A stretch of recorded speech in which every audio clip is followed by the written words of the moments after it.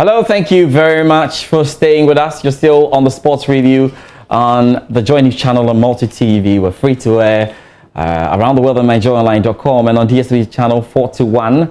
It's now time to get into our analysis for today. We'll be introducing my guests shortly. We've seen so much happening in the Ghana Premier League. Didn't we love it? The transfers and the fact that there's some talkability around it. Well, my colleague Gary Smith really went hard on the latest Ashanti Gold signing, and a number of you went out there to react to that. But it's good that we're all talking, and we're talking about players we're going to be seeing in the Ghana Premier League. That's where the hype actually begins. But we're going to ask the tough questions about what the Ghana Football Association is up to when it comes to promoting the Ghana Premier League, which is very critical.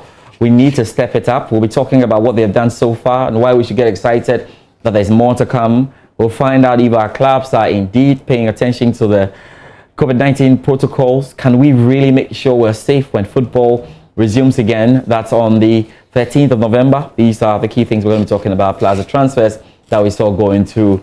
And maybe it's just a good time to remind you that we've got some special shows coming away next week, and you want to be on the lookout for that. We're hitting with a big announcement on Monday with a special package we've got to you or for you all through. Now, let me introduce my guests who are joining me today. Coach Osman is joining me via Zoom. Coach Osman, how are you doing this morning? Hello to you. I'm good. George, how are you doing? I'm fine, and it's good to have you on, especially when we're going to be looking at what's happening on the local scene. Have you had a word yet with the technical director or with the man in charge of coaches training yet? Have you? Or yes, we had a word with him. I also had a word with the director of coaching, Prof. Minta as well. That's right. Good to have you on the show today. Let's see if we can take a short trip to Kumasi then. Have we got Ozubempa Ayala on from my sister station, or our sister station, Inshura FM. Ayala, how are you doing this morning?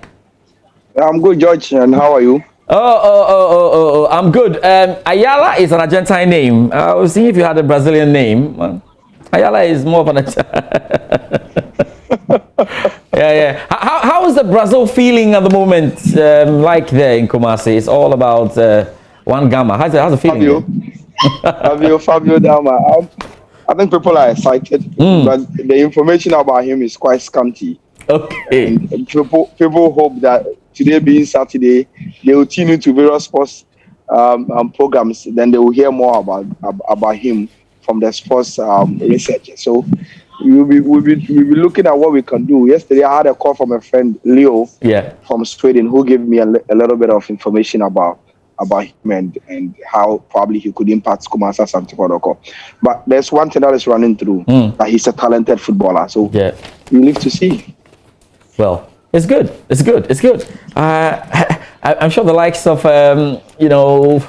Colin Satapa will be joining us shortly, and then we'll put that in again, and so Sadie will join us as well. But let me come to you, Coach Osman, then, so we can start, before we get to the transfers and all of that, and what the teams have been doing. When I have the full band, we'll look at that. But Coach Osman, let's start with how prepared the Ghana Football Association is in dealing with the protocol matters and how the clubs are putting things together. What have you seen around, and are you convinced that we are heading, towards the right direction? Thank you very much, George. George, to start my presentation, I'd like to send our mind back to EPL. Okay. We're learning to become like them. I mean, that's a fact that we cannot run away from. That's right. So in 2013 and 2014 season, the EPL contributed £3.4 billion to the Britain's GDP. Now, having said this, we all know that yes, it's an open gate for Ghana to kind of raise more revenue for the country to manage it well. I mean, 3.4 billion for their country's GDP. That is 2012, 2013, 2014 league. Now let's zero it down to Ghana. In Ghana, let's categorize the whole marketing aspect of the game into 5. We name it brands management, negative noise, digital marketing, community engagement, and stakeholders engagement. Now let's see how the GFA has done so far with the 5 thematic areas I have mentioned. Brand management. So far, just in 2 weeks' time, we'll be starting league. There is no even promo on TV, promo on radio, talking specifically about the game. Yes, Kurt is doing some good works by doing a lot of community engagement, which is the second point I want to talk about. He's engaging a lot of stakeholders as well. He's engaging the media, he's visiting other facilities and what have you, just to ensure that he creates that brand and renew it for the betterment of football in Ghana. However, I just put the news that the Decathlon has also given us some 1,000 more per season. We saw Macron is also giving us some few items in the whole for 3 seasons. It confuses me a little bit. I get perplexed because we are getting 2 people in the same industry sponsoring the same thing. What mileage are they going to get out of it? I'm talking from the perspective of the companies. Now, let's come to digital marketing. I was just scrolling through the website of our premier teams, and trust me, more than half of them is not functioning. Some don't even have it at all. Some have it, but the news, they have old news on it. Now, to really get to where we want to get to, for example, 3.4 billion pounds contributing to the GDP of Ghana. Example. Yes, Coach Osman. I hope we haven't lost Coach Osman in that. Okay, Coach Osman. I do not say that. No, you've not lost me. I'm here. Go ahead, please. Yes. Yes, I'm saying that to get where we want to get, we need to do a little bit more. We don't have the luxury of our lackadaisical approach towards what we are doing. Yes, they're doing some good job, but trust me, in terms of branding and marketing of the league that we're going to start in 2 weeks' time, we have a lot to do. For now, let me stop here and then give the opportunity for Ayala to also come in. Yes, Ayala, let me pick your thoughts on what you think about our build-up to the start of the Ghana Premier League. Promo aside, promotion aside, do you think the clubs are doing what they must do from the little checks that you have done?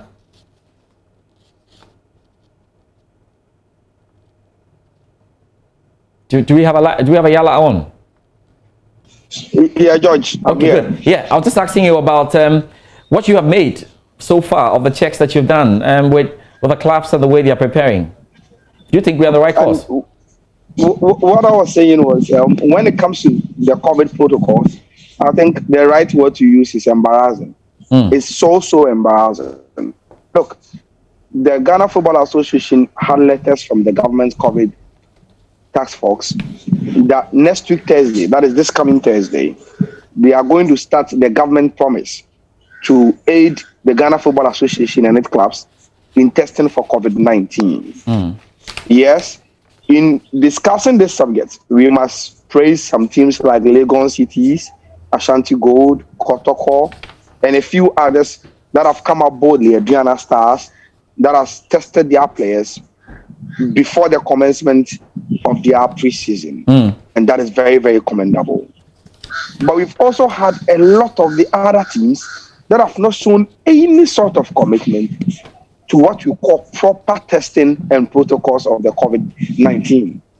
And that is very, very shameful. So shameful, George. Now, let's put this scenario there. Assuming the government COVID-19 testing starts on Thursday, then they visit a team that since the commencement of their preseason, they've not had any sort of testing, proper testing. And they found out that, look, it was only one player who came into camp, did the beach work, did the gym work, and ended up infecting about 15 other players with this COVID-19. So the government comes in, does his COVID-19 test, and find out that the teams have 20 players that have tested positive and that they cannot be able to join their other colleagues for the rest of the preseason to the commencement of the league. The question you ask yourself is, what good would these teams have done in terms of that preparation and their readiness for the Ghana Premier League? So people were saying, look, we are leaving these players to go home. What is then the need for us to test them and all that? The question is, in terms of safety, you need to test before you gather any players around to start your preseason. Whether it's residential or non-residential, that is the reason why you need a plan. So if you see that, look, a non-residential will affect the competence of our testing, then you start right away with a residential campaign. Look, Legon City started their residential campaign way back, and it was done right after they tested their players. Ashanti Gold has done the same. It's not as if some are more committed and they are richer than other clubs. That is why they are able to do that. It comes from commitment. And I've seen a lot of these clubs have not shown that. And what I'm interested in is the government is going to start this test. Now, the government should carry those tests, and the results will reflect how lackadaisical these clubs has been in terms of the COVID protocols. Now, you see, George, when it comes to premium standards, in terms of promoting a league, the reason why our case is quite special is that when you go to other jurisdictions, the league is being organized by the clubs themselves. So the Premier League in England, when you talk about the Premier League, you are talking about a body of the clubs.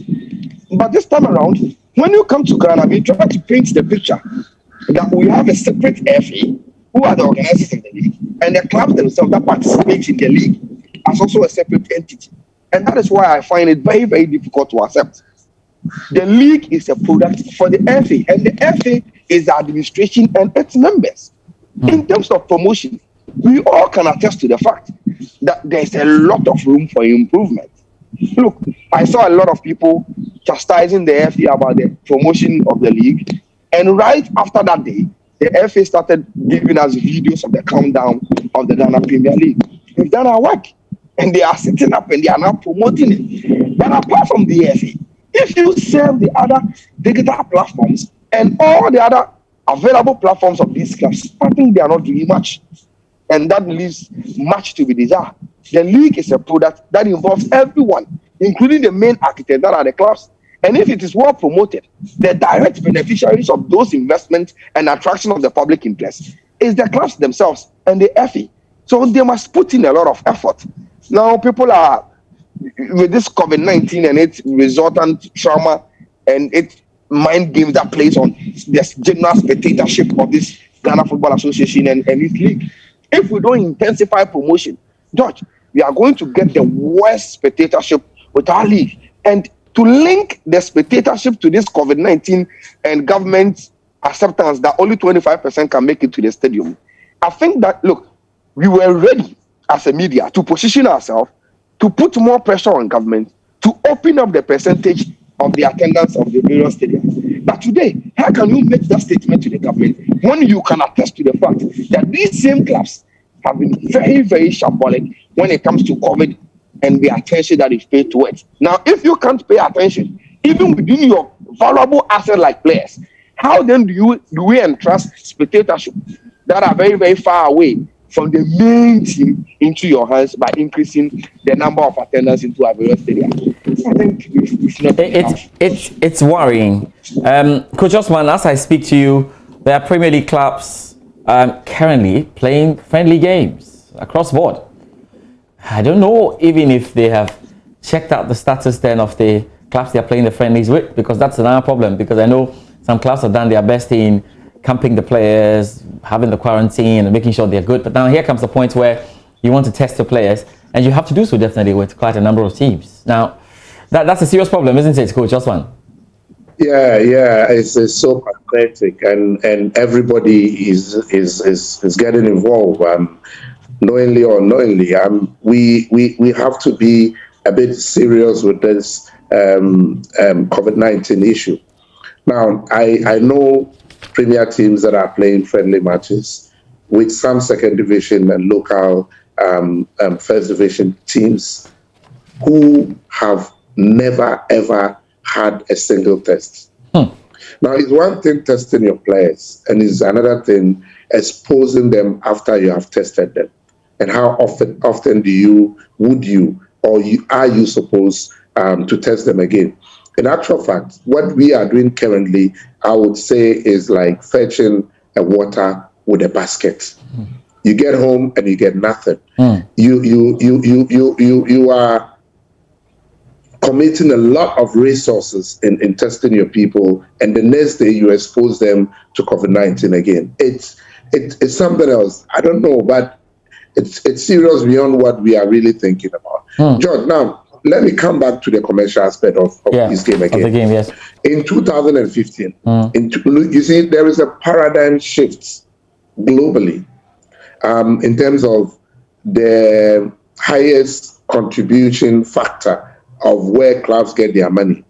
So globally, there is a shift from match day revenue to commercial revenue and then broadcasting revenue. And Ghana as a country, I'm sorry, we are so slow in realizing and accepting this. So in 2015, Manchester United, namely Manchester United, had only 17% of their revenue from match day revenue. Only 17%. Commercial revenue, they had 36%. And broadcasting revenue, they had 30%.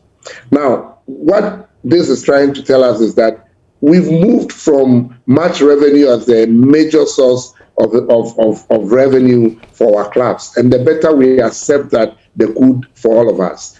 And as I did indicate, if we do not have a very attractive league, then how are you going to benefit from your commercial revenue, and how are you going to benefit from your broadcasting revenue? You would definitely rely on match day revenue, which really has proven not to be the best source of revenue for clubs globally. And that's where we are heading towards. Well, yes, that's good. And that's the point. We'll be moving away shortly from this, but we're being joined now by Chief Seydou Adamu, who is the editor for 442 Ghana.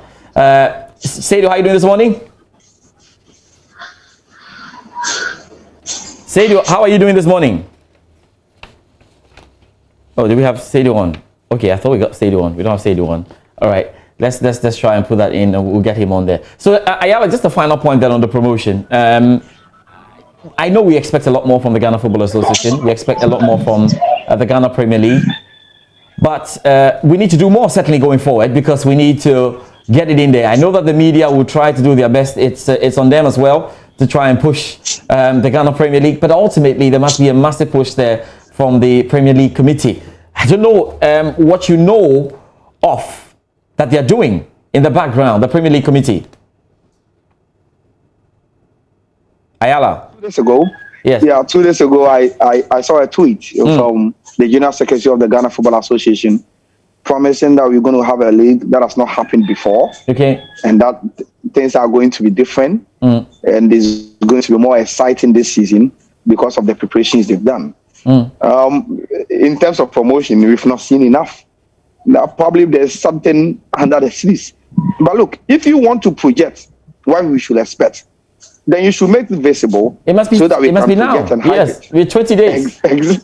Exactly. So if there is something behind the scenes that the FA and its members are doing in terms of the whole packaging of this season league, then I will plead with them that they should make it visible. Let's make it known to those of us who want to have some exciting content to talk about so that we can all help to promote it.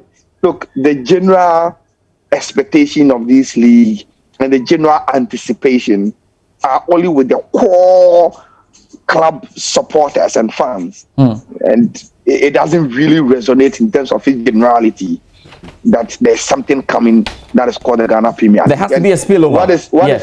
What is more intriguing about this is that we are talking about a league that we've not completed in the last 3 seasons. So if you want to shift people's mindset that we are finally in a lane that we are going to see consistent Premier League being played, finishing the league, getting winners, getting exciting award schemes, everything packaging about the Ghana Premier League, taking us back to the heydays of the Ghana Premier League, then I think we all have to do more in terms of what is happening. Right.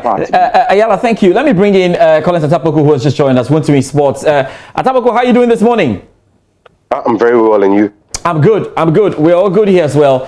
Seidu Adamu as well is here with us, editor 442. Seidu, how are you doing this morning?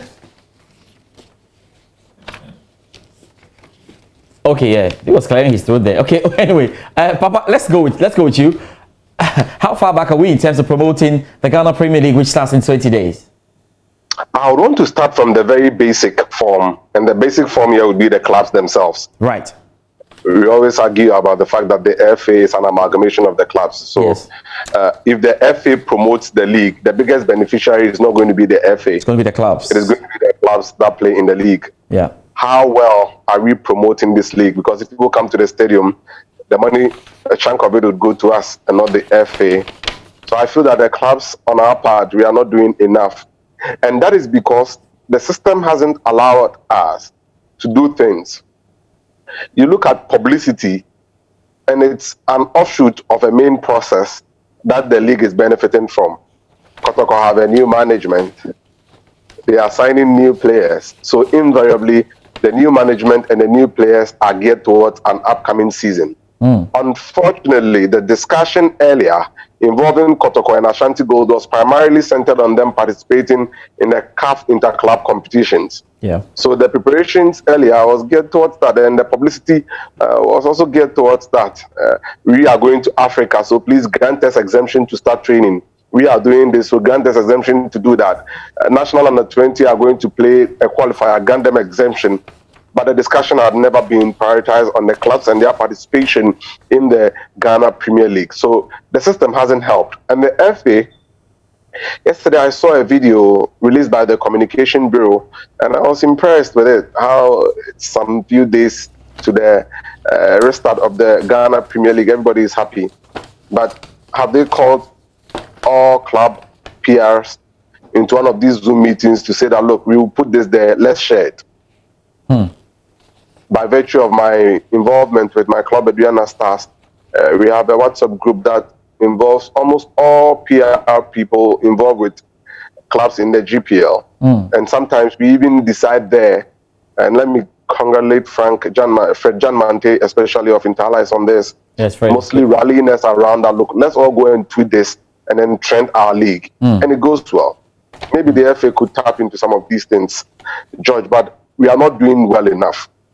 Why? Because even though football is still coming back, we are still dealing with the peripherals. You still hear, as of now, people involved in football in this country complaining about why the politicians are doing health work, why the politicians are doing primaries, and football had to use only 25%. Now we are at a point where we should be maximizing the returns that football will bring on its return, but we seem not to be doing that. Yes, we have some few days left, but unless there is something up the sleeves, this is going to be a very, very difficult patch for football on its resumption. Ayala just said that we've not been able to complete our league in the past 3 seasons. People are really starved of football, isn't it? When we went into lockdown and there was virtually no football in the world, I had people tweeting about leagues in Belarus. Yeah. So what it means is that if we do our things well, on the resumption and with a 25% caveat, people will be queuing to get tickets to enter because not all of them can be there.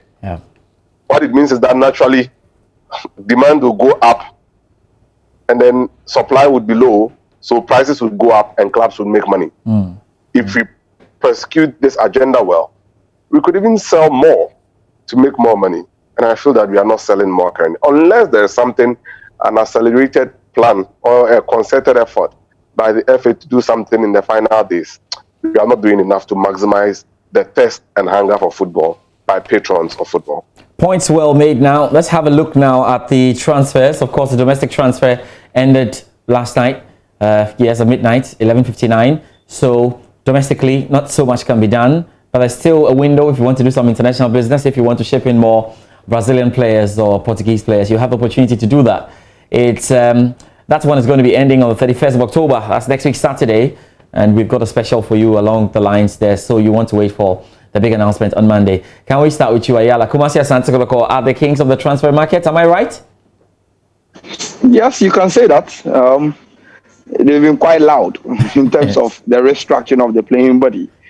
I think the biggest news is Razak Abalera already joining national team goalkeepers. Are you sure Gamma is not bigger than Razak?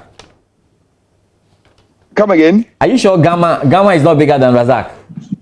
No, I'm talking about in terms of talkability. Talk about Gamma almost started trending. Gamma was hard. Gamma was really hard. You know. Okay.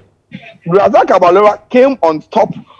Yes. Already an existing issue. Anyway, yes. Between Felix Annan and Kwame. Yeah. Yes. And just yesterday, there were news that the lad had put in a transfer request to go back to Brecum, Chelsea, or any other club on loan because he feels as a national team youth goalkeeper, he needs to be keeping the post to keep his position. Yeah. And I confirmed that from Kotoko, and yes, that news is true. Okay. Yes, so Kotoko have been very, very competitive on the transfer market. If you look at the players they've made the decision to let go, and the players they are bringing in. My only problem with Kotoko is that if you say you're going to bring in a defender from, say, Bofa Kwatano, and you are allowing a player who has been quite consistent on the local scene, like Mpim Da Costa, to leave, in terms of quality and what has been done as household name in the Premier League,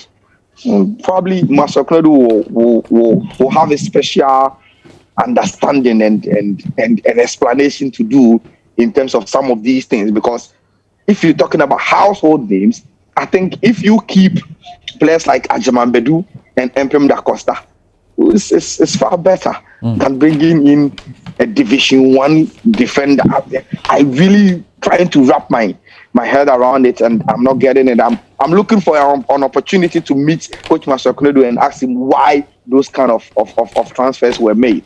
But overall, I think Kotoko are restructuring based on their technical department and what they need. They've added few quality. Mubarak, you see from Ash Gold, super centre back. Some of us were even agitating that he should be called into the main national team proper.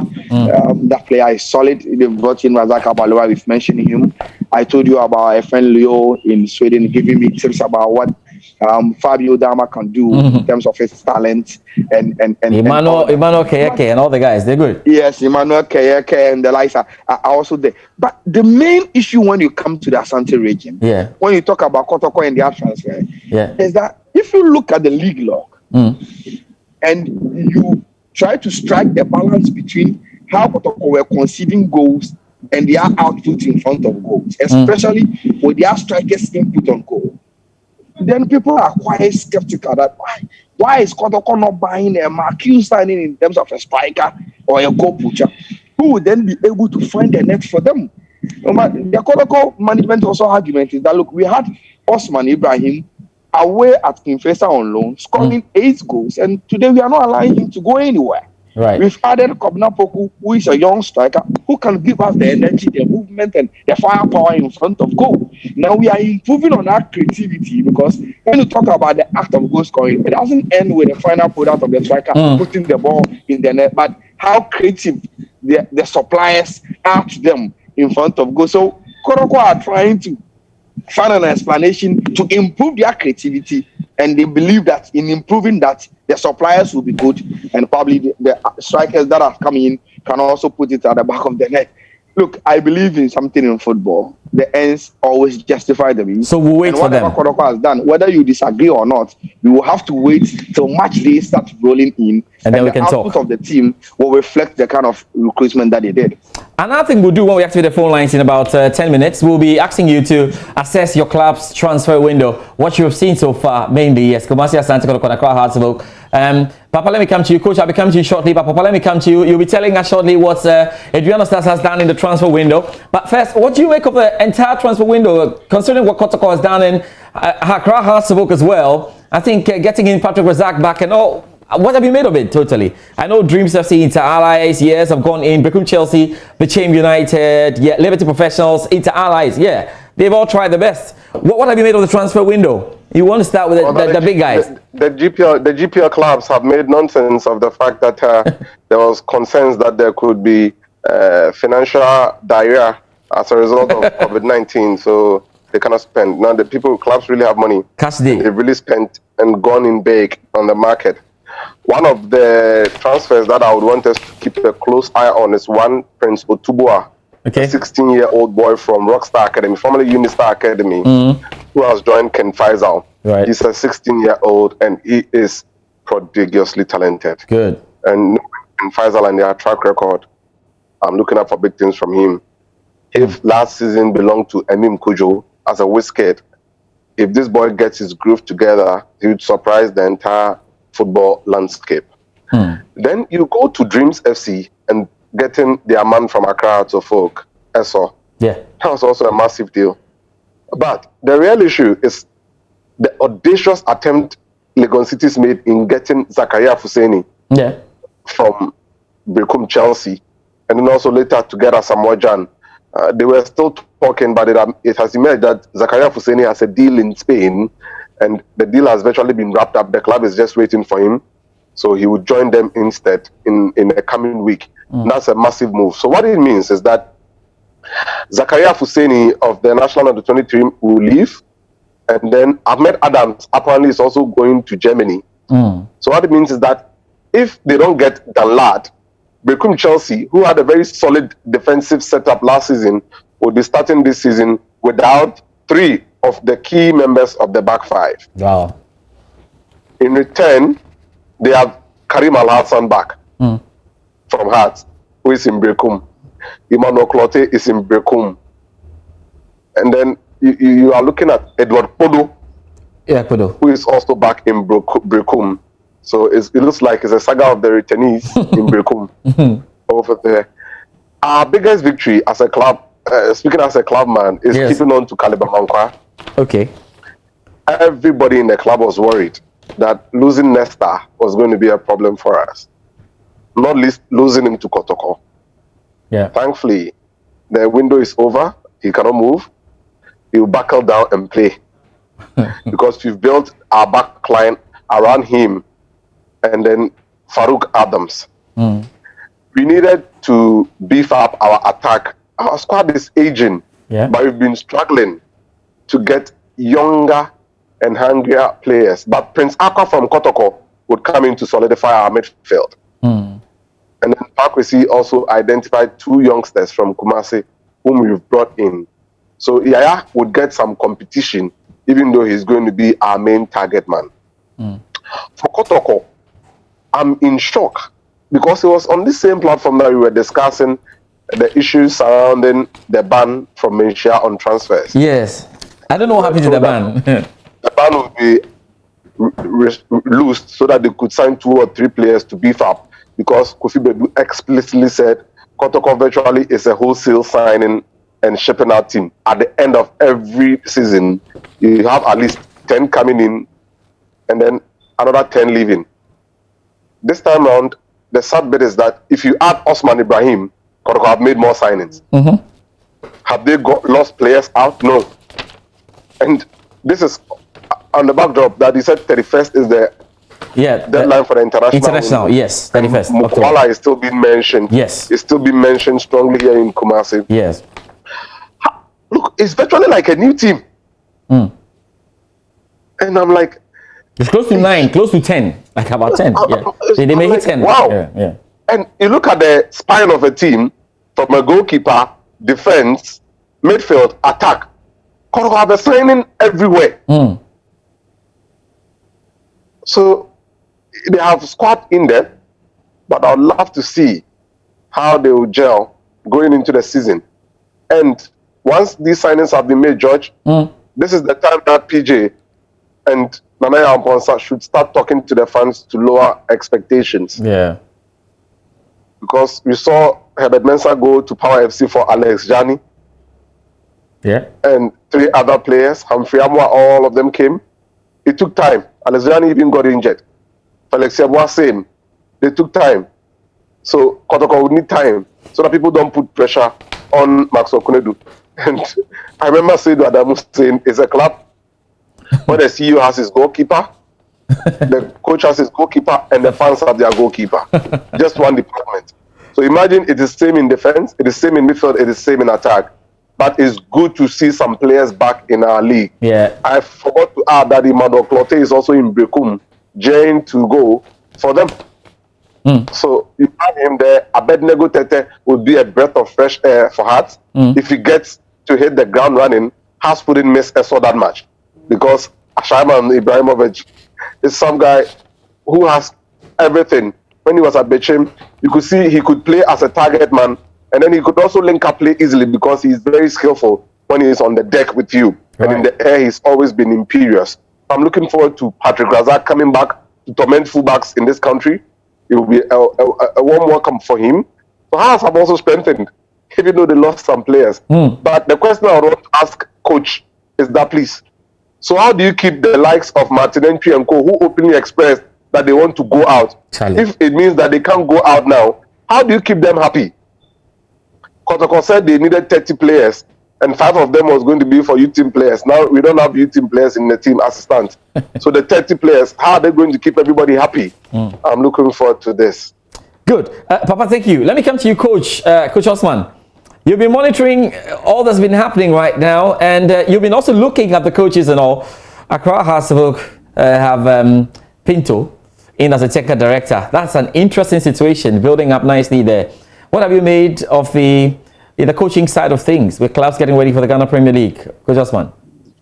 Thank you very much, George. To me, it's more of what is the implication of the signings that we are having in these clubs than who actually we are signing. So, 3 things that can lead to signing a player. 3 things. 1, either you want to replace one existing player who you think would be going off very soon, or either you want to bring in a player to prepare in advance, or you want to have a super sub that might not necessarily fit into the first 11. However, he's going to be a super sub that would be a game changer.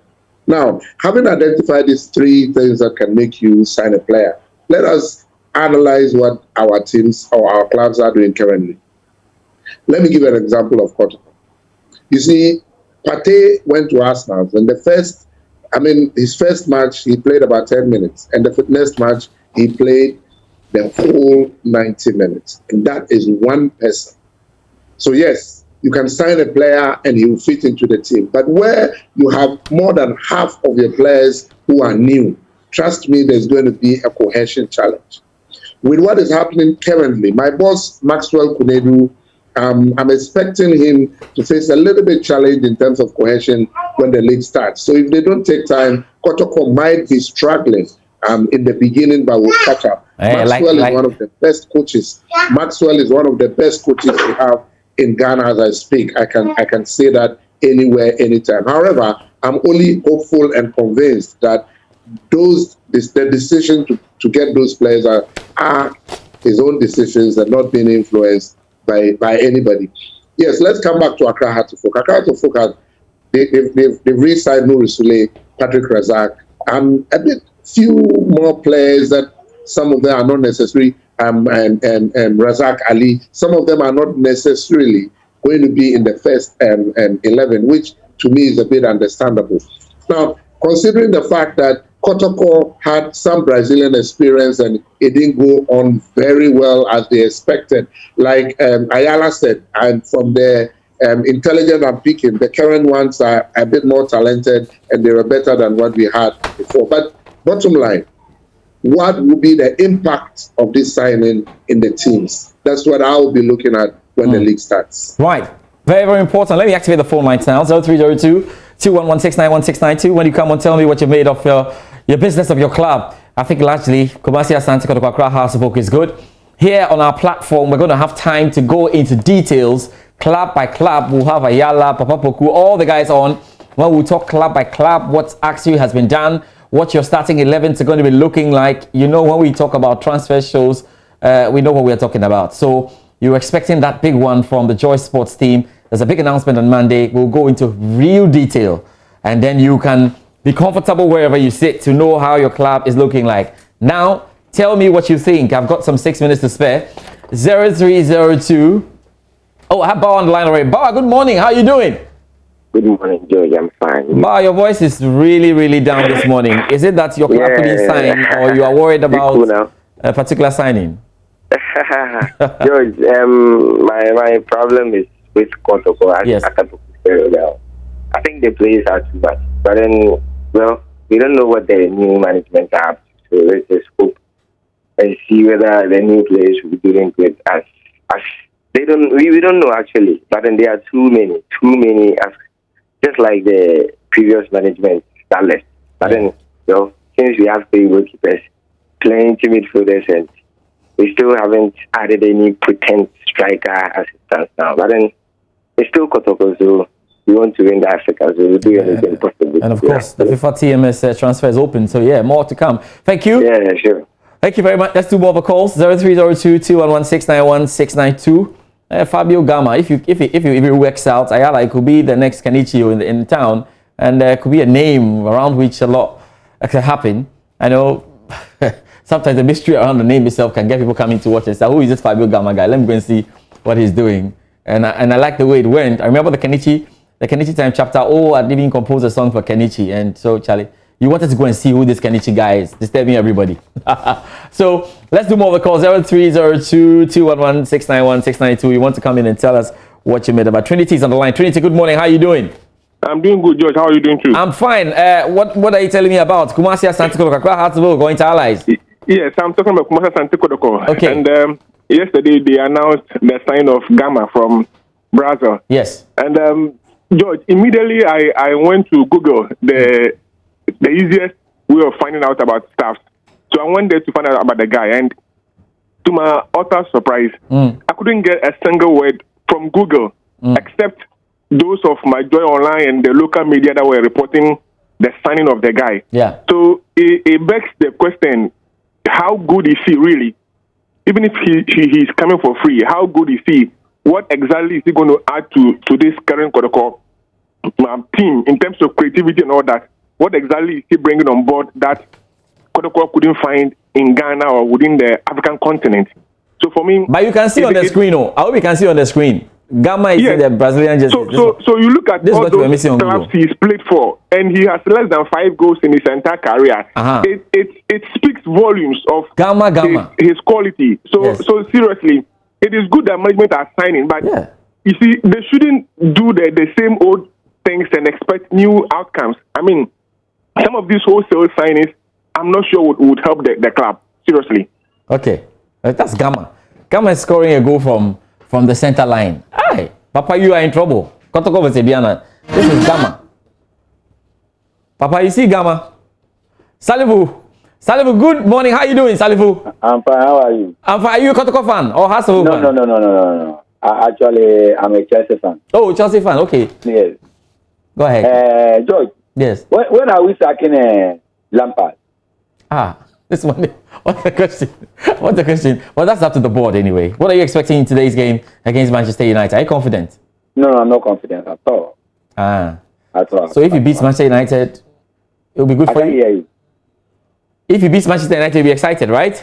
Yeah, I'll be excited. George, look, if Chelsea is beating or play a draw, it's like I'm going to die. So look, I even decided not to recharge my DSTV anymore because I was doing that just to make myself happy. But Chelsea is not making me happy, George. I don't know what to do. Don't worry. Let's try and blend it. So we'll give you a Ghanaian club so that you manage it. Okay. Now when you are close. I as a Fox fan. Yes. Oh, okay. You understand me? Hopefully, Haas will do well for you. Don't worry. Let's see what happens. I was a Fox fan. Okay. We'll take you back there. Thank you very much for the call. That's for the calls. Guys, let me just go around and say thank you to you because I've got just some 3 minutes to end it all. Papa, you saw Gama. You saw the highlights of Gama. Papa, is Papa there? Hello, Papa. Ayala. Yeah, George. Oh, okay. You saw the highlight. Okay. Patrick is alive. My final caller. And I look forward to seeing Gaba at the Wine Crow. I'm sure it's going to be fun with him there. It's going to be fun with him in the Wine Crow. Ayala, did you hear that? Yeah, I heard Papa. You see, but look, there are 2 teams I'll be looking out for when the season starts. One is Ashanti Gold because of the number of changes that they've done within their team. Yeah. They've allowed a lot of senior players to go, building around the youth now. The household names that we used to see at Obuasi are not going to be there anymore. Yeah. So we look at the new frame of the Ashanti Gold team. Now, I don't know the person who is going to replace Prince Opoku Agyemang at Mediama because he just signed for Cape Town City in South Africa. Yeah. But they've brought in some few other players, and the combo of Boadu and Justice Blay in that midfield for Mediama is going to be super. I'm just hoping that Coach Boadu is not going to have to deal with a situation where he has a compact defense, compact midfield, but they build, they produce, they supply, but there's no one to finish it off because there's no the Prince of Goals at Takwa. So we're going to have a lot of interesting scenes and situations that we'll be looking out for as media men as the league gets closer. Let me say thank you. Let me say thank you to you, Ayala, and thank you to Coach Osman, and of course to you, Papa Poko. You know what? We'll be getting you guys back on a bigger platform with so much time to talk only Ghana Premier League business, and we promised you, and we're going to be delivering that. It's been fantastic having you all right here. I think I'll end the show with the highlights of the Brazilian central midfielder Fabio Gama. Gama is the guy. I can't wait to run commentary on Gama. So thank you guys for joining me on the show, and thank you all for watching us. We're definitely back next week Saturday with another great edition of the show. A big thank you to the lead producer of the show, Haruna Mubarak. We've got Michelle Queno. We've got Quincy Japong as well in the background. We're missing Mina today. Of course, we missed Coach Christopher Nemley, but they're definitely all back next week till we meet again next week.